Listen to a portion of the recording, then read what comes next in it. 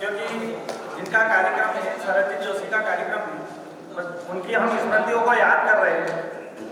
जैसे किसी भी गांव देहात या शहर में उन लोगों को याद किया जाता जो शहर उनके काबिल होता। मतलब जैसे अगर आप किसी के मुरारी बाबू के समर्थक हो तो उनको बुलाओगे, किसी फिल्म इंडस्ट्री से अगर ताल्लुक रखते हो तो अमिताभ बच्चन को बुलाओगे। लेकिन आप लोगों ने सतवास में अगर शरद जोशी का कार्यक्रम रखा है तो मतलब आप खुद व्यंग्यकार हो, आप खुद इतना आनंद में जीने वाले लोग हो।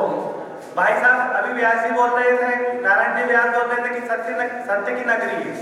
उन्होंने आधा बोला, सतवास सत्य की नगरी है और व्यास जी की भी नगरी है, क्योंकि उनकी कन काटिया भैया माइक बार बार ऊपर वहां से साउंड बढ़ा है तो उनकी माइक का ये स्टेट बढ़ा, उनका कन काटी जहाँ पड़ी तो ये सतवास है। और यहाँ तो पल पल पे मतलब जो है हास्य छुपा हुआ है।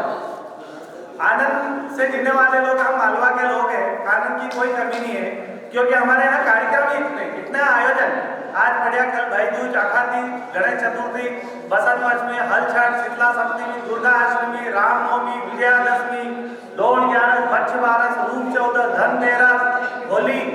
बता वो होली और ये दिवाली, बता कौन सा दिन खाली? हर रोज उत्सव, तो उत्सव में जीने वाले लोग हैं। और ये तो सतवास। अभी फटे जूते की बात हुई, दीदी ने फटे जूते की, उनका एक व्यंग्य है, उनका एक पाठ है, तो उन्हीं पे से पाठ लिखा हुआ प्रेमचंद के फटे जूते, वो भी इन्हीं का अनुसरण लेकर लिखा हुआ है। तो अभी मेरी यहाँ सतवास में आया और एक चप्पल टूट गई।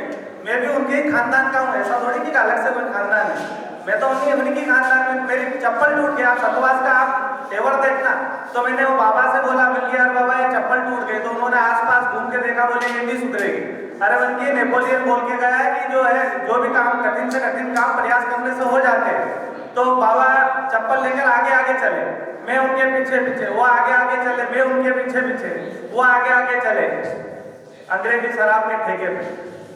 अब वो 10 मिनट बाद निकले, उन्होंने मेरे को चप्पल हाथ में दी और बोले चप्पल नहीं सुधरेगी, तू नेपोलियन से सुधरा ले।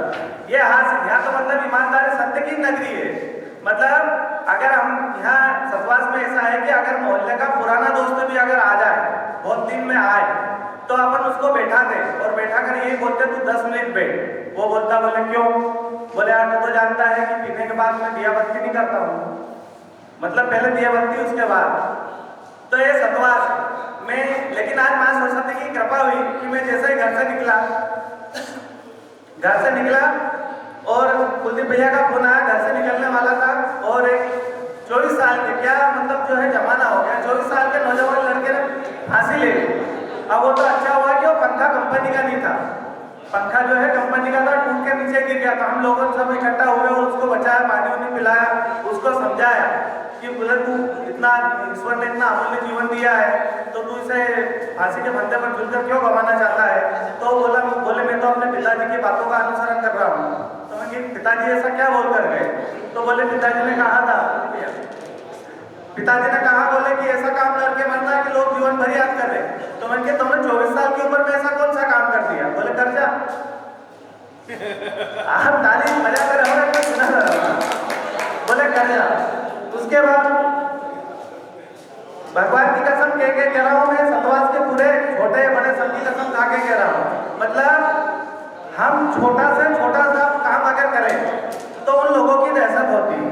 और वो लोग को मैं 51,000 रुपए जेब में रख के घूमता हूँ कि अगर वो लोग मिल जाए तो जो बताएगा उनको पुरस्कार दूंगा, लेकिन आज तक नहीं मिलेगा। छोटी सी शादी करो तो उनकी दहशत, लड़की छोटी रह गई तो उनकी दहशत, लड़का बिगड़ गया तो उनकी दहशत, अगर गाड़ी ली तो उनकी दहशत, हर चौपाटी में मिल जाएंगे। बोले यार वो 4 लोग क्या कहेंगे? वो 4 लोग आज तक नहीं मिल रहे। मतलब छोटी छोटी बातों में हास्य। अभी घर से निकल रहा था, मैंने कोट पहना था, पत्नी ने बोले कि कोट बहुत सुंदर है। तो मैंने कहा कोट सुंदर नहीं है। तो बोले नहीं, बोले कोट बहुत सुंदर है। मैंने तू भले तारीफ कर, मैं तेरे को साड़ी वोड़ी दिलाने वाला नहीं हूँ। तो बोले नहीं मैं, बोले यही तो बोल रही हूँ कि कोट ही सुंदर है, शकल तो बंदर वाली है। तो ऐसे छोटी छोटी बात, ऐसे बातों में उसने पूछ लिया, बोले आदमी मरता है तो कहाँ जाता है? मैंने कहा स्वर्ग में। बोले स्वर्ग में उससे क्या मिलती है? बोले अप्सरा। बोले अच्छा, और हम अगर औरतें मरेंगी तो कहाँ जाएंगे? मैंने कहा स्वर्ग में। बोले उन्हें वहाँ क्या मिलता है? मैंने कहा वहाँ उन्हें बंदर मिलता है। बोले अच्छा, हमें यहाँ भी बंदर और वहाँ भी बंदर।